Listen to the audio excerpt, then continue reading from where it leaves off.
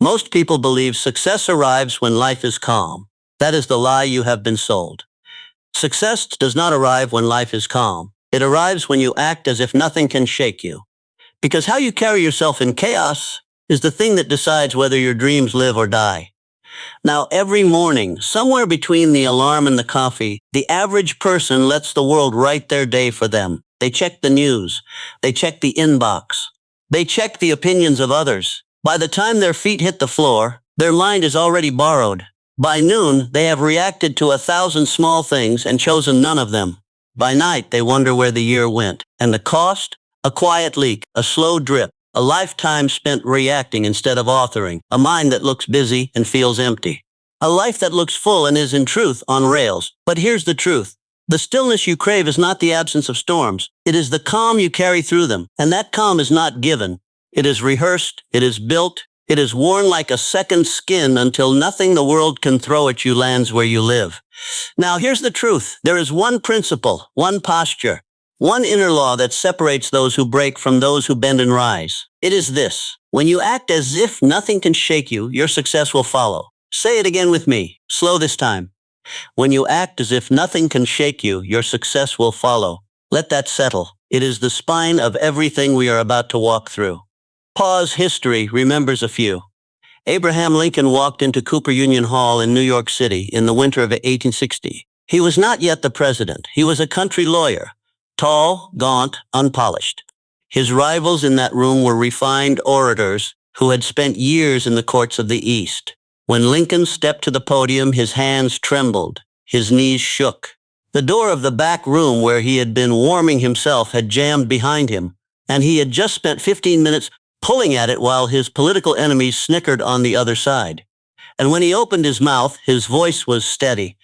He spoke for nearly 2 hours. He did not change a single word. He did not look at his notes more than once. He walked through arguments that had haunted his rivals' careers and shut them down one by one. When he finished, the room that had prepared to laugh was now silent. The New York Times, a paper that had been against him, endorsed him the next morning. What people remember is a man who was unafraid. What really happened was a man who had decided before the moment not to be afraid. Here's the truth most people miss. Composure is not a feeling you stumble into. It is a decision you make before the moment arrives.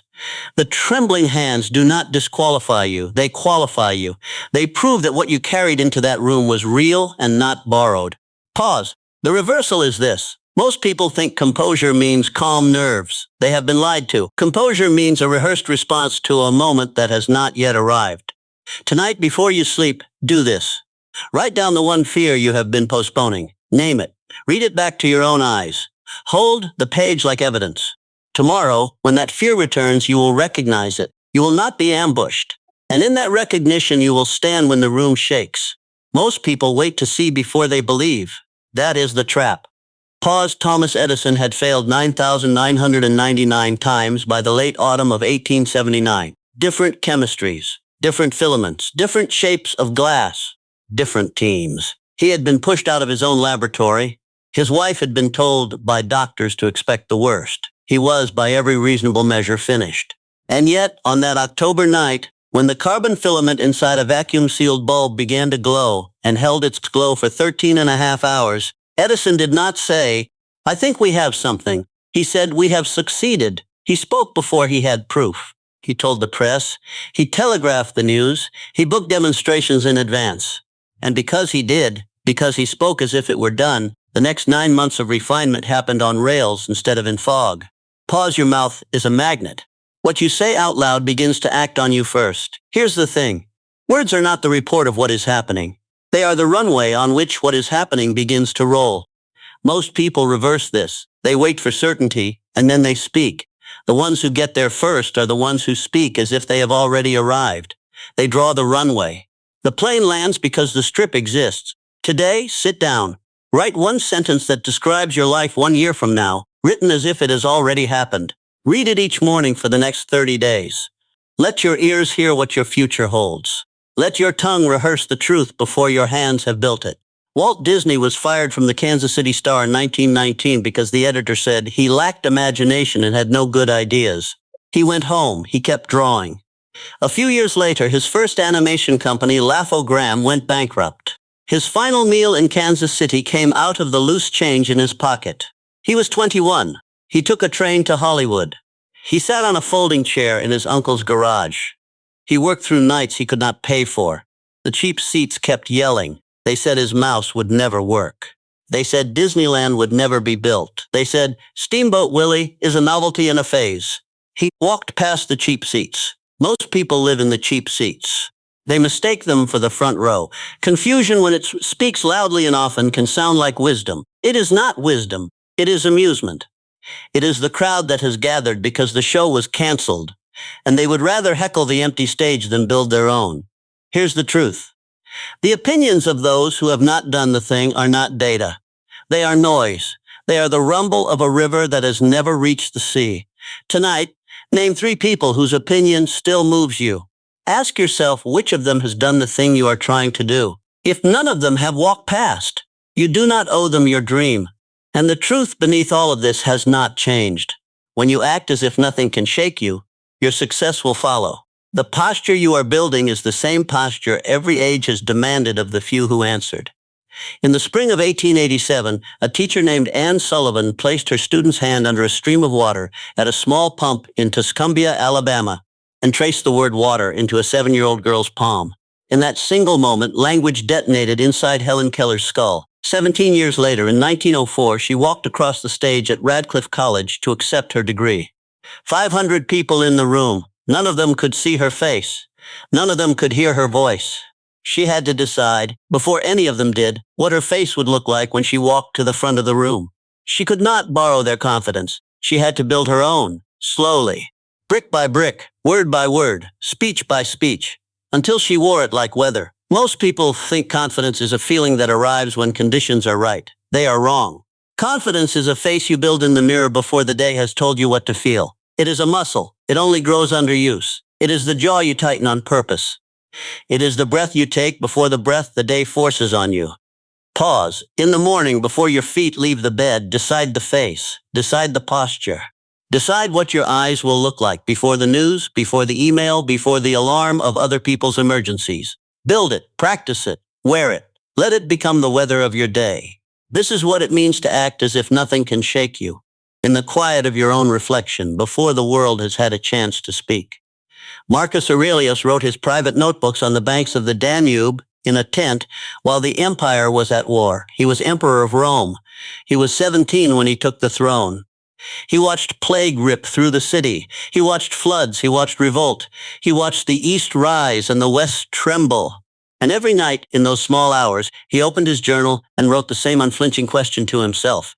What stands in the way becomes the way. He did not wait for the storm to clear. He moved inside it. He moved first. He felt later. Here is the truth, simple and clean. Motivation does not come before action. It comes because of action.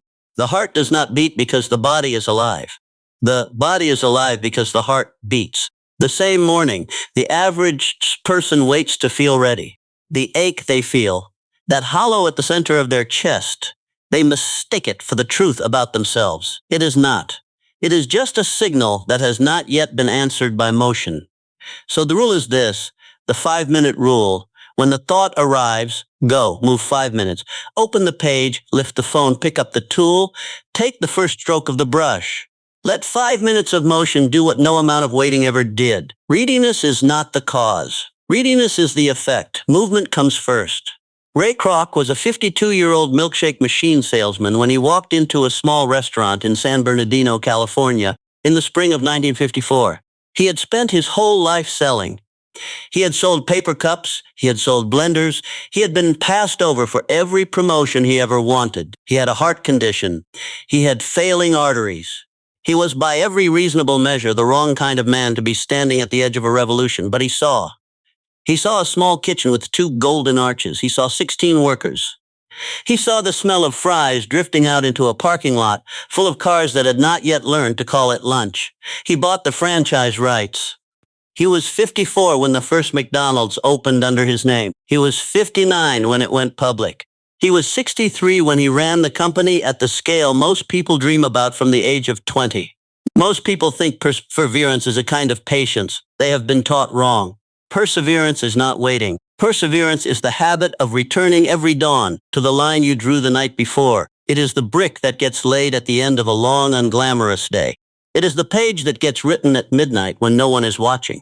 It is the small checkpoint you set tonight and refuse to release even when the body asks. Tonight, choose one small checkpoint. Pick one that takes less than 30 minutes. Promise yourself to keep it. When you keep it, you do not feel like a hero. You feel like a man or a woman who has honored their own word. And that feeling compounds. And from that feeling, the next checkpoint is born. Now let us step back, pull the camera up. What sits behind every one of these principles is not what you would guess. It is not talent. It is not luck. It is not even discipline. It is the law of acting as if everything we have walked through shares a single hidden driver. The body teaches the mind. The mind teaches the will. The will teaches the world. The world then hands back a life that resembles what the body first rehearsed. That is the loop. That is the secret you have been searching for. The muse does not visit the unready. The order of events is not what you were taught. It is the opposite of what you were taught. Where you once thought feeling came first, feeling now arrives last.